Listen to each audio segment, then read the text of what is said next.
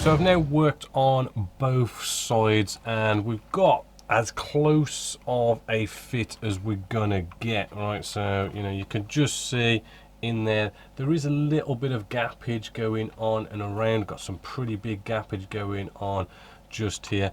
This is kind of like the nature of getting these to fit. In all honesty, this is a little bit of an older sort of resin kit, so it does take quite a bit of work, but some of the newer stuff, they do tend to fit a little bit better than this, but it's still quite a bit of a challenge because you've just got to cut things so nicely. But that's probably about as good as it gets, so don't sort of worry that you feel like you've ruined your model. A little bit of gappage around the edges is kind of a bit expected, but we will fill that in later. So now that we've sort of got this clamped down so we can see that it's looks like it's going to fit now, and we know there's a bit of filler to be involved, we now want to sort of because we did go off and get the landing gear, the wheel well sort of resin as well. As you can see, looks absolutely gorgeous in there. Whether this is going to fit with a resin cockpit in there is going to be another matter, because I mean, I'm looking underneath here and there's not much space going in there, and that's quite a big block to get in there.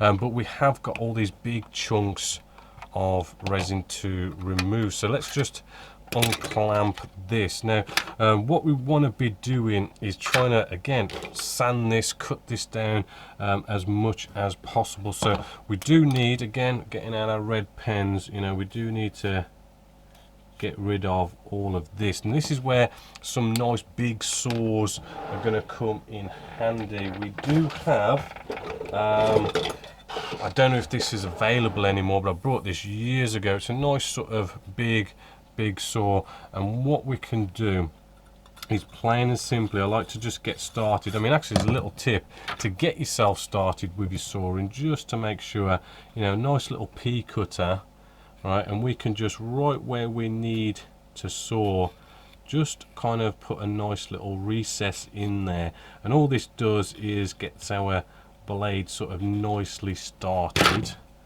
right, so as we don't slip or anything like that. And it's just a case of sawing all the way through this. It's going to take a bit of time because it's quite a big block to get through, right, and there's only so far we're going to be able to go with this, right, because as you can see, there's a bit of a lip at the top there. This is where you might want to be buying a couple of different micro saws, because you do find that some micro saws will get you so far, or might be able to cut this one but might not be able to cut that one. So as you can see, we've almost got to the point where we're almost at the lip there, and we're sort of partly way through.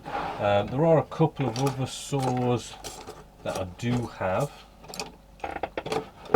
We've got this one here, big juicy saw, a little bit too big and a bit clumsy, but it will help you get all the way through. I know Trumpeter does like a nice little one, which is like a elongated one, which is good for getting all the way through. But using a littler saw, even like what is it, your CMK one, just to sort of get through most of it, because these are littler saws, and it just helps you sort of get through a nice chunk of it, right, just like so.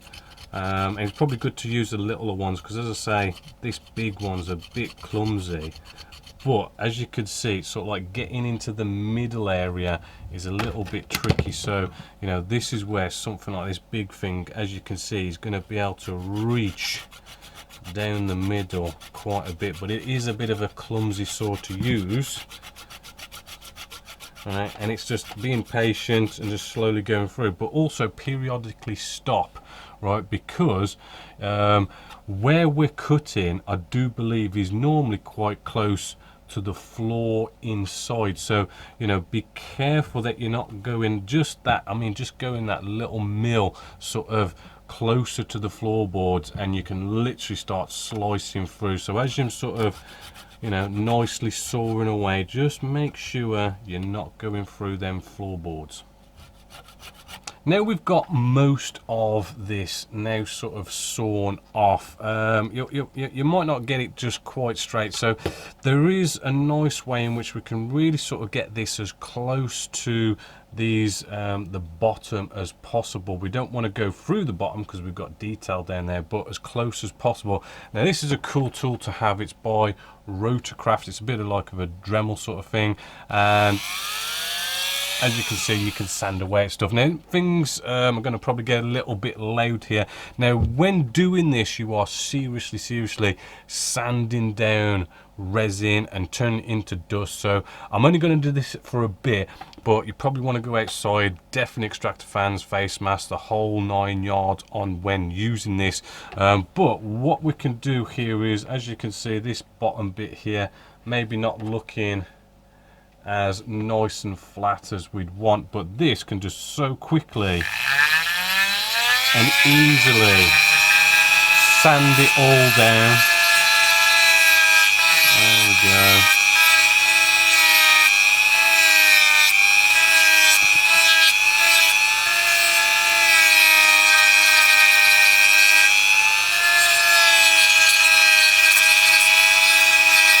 There we go. So as you can see, that has now sort of really kind of got that nicely sanded down. Periodically check, make sure you're not going through the bottom, and that gets it really nicely down, because we're going to probably end up needing every micro millimeter that we could possibly get. I won't do it completely because it does get dusty and I need to kind of get all the extractor fans on and all that good stuff, but I have already done our wheel well just here, nicely got all that kind of nicely sanded down, as you can see, which should go somewhere about here. Whether it's going to fit or not, being another big resin block, I'm not sure we're going to be able to get it in, but we're going to try and get it to fit. But to do that, as I say, we're going to have to get this nicely sanded down to as close to that bottom as possible, to the point where when you put it up to the light, right, you're going to see it's slightly like see the light slightly come through, means you're really close, which I can just see at the front there where I've just sanded that. I can see now the light's just coming through. You'll know what I mean if you put it up against the light, you'll see that light coming through. Oh, one thing, I can't remember if I mentioned it before I kind of move along, but when we get these to actually fit, good idea to get out your canopies, right? Because what we want to be doing and checking as well is that the canopies are actually going to fit, right? Because I did test fit earlier, and actually these canopies wouldn't actually fit on just at the front, just there. I had to sort of make sure it went back that little bit more and sort of knock it down a little bit. Make sure you get these on, especially the front one. It's the front one you're going to sort of make big note of. The ones at the back, obviously we've got a resin canopy here, we're going to have canopies open, so because they're going to be up in the air, you ain't going to really make sure they technically fit, but definitely this front one just there. Right then, after sanding that, by the way, M3 base masks, they're a good one to use, but still, when it comes down to sanding, how far you got to go, just to sort of show you that it is such a tight fit.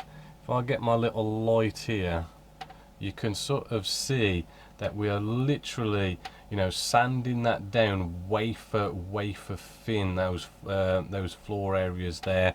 Exactly the same you want to be doing with, as you can see, the floor areas there. It's got to be wafer thin, because it just will not fit. It is so close. If I just quickly, you know, put this in here like so, and then lay this in here, right, that there is just absolutely down to the millimeter, as you can see, just fitting, so it fits just in there. And our bottom bit of resin for our wheel well fits as well. You've got to get it wafer thin. If you're not wafer thin, you're gonna have to get it there to get it to fit. So now that we kind of know that it's fitting and it's going to fit in there, yeah, a nice bit of filler and whatnot and sanding, once we've got it in. What we want to do now is get this all sort of ready for, you know, kind of spraying it and all this kind of stuff. So just to quickly show you, if you remember, we sort of lightly glued these in place with a bit of super glue, which should nicely have a clean break just like so. Now what you got to do as well is just get a blade, right, bring you in, and we just need to just clean up this super glue that's been on here. So it's just a case of just nicely sort of scraping this off, getting rid of the super glue.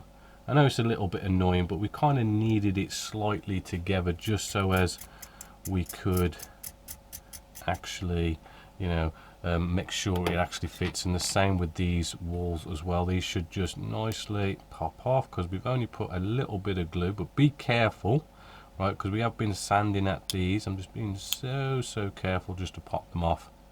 And then these will be good and ready. So next thing I'm going to do is I'm just going to go off camera, cut up all our nice lovely resin ejector seats. As you can see, they do look amazing. I know it's so much more work to put resin in, but it's just, you just cannot beat these kind of resin ejector seats and cockpits. They are amazing. So I'm going to get all these cut up and we'll move along with starting to clean these up and prime them and get them sprayed and weathered and all working.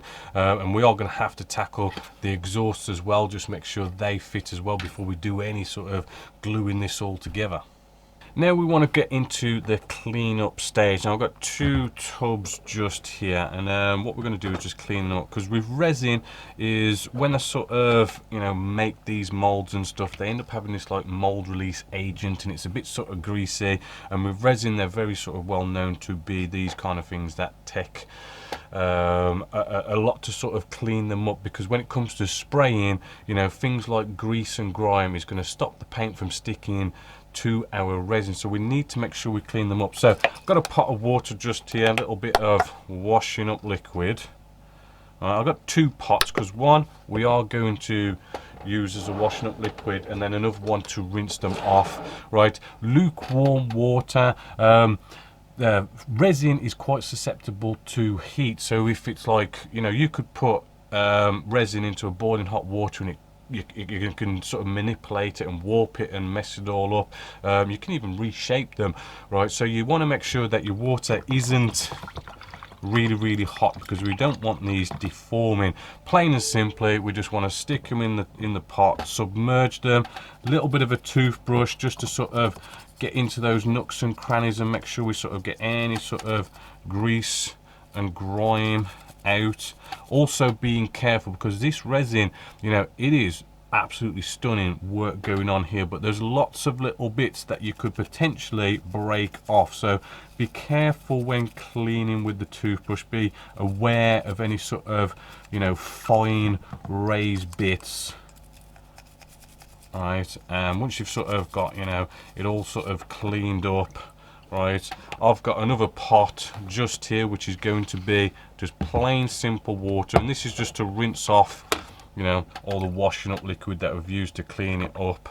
Right, nicely rinsing it off, right, flick it off into there, and then a kitchen paper towel whereby we can just leave this to dry, right, and let it sort of soak up all the water. You could get your airbrush out, speed it up a little bit, but don't rush it, right? You know, before we do any kind of priming, we're going to make sure it is fully dry, and we just got to do that to all our pieces. Don't forget, actually, we do get these might seem a little bit silly, these bit of sponges. It just helps protect packaging with our resin. Keep them, because it is one of our tools that we use to do things like chipping and stuff. So, you know, save them nicely for later, and I'll just get these cleaned up.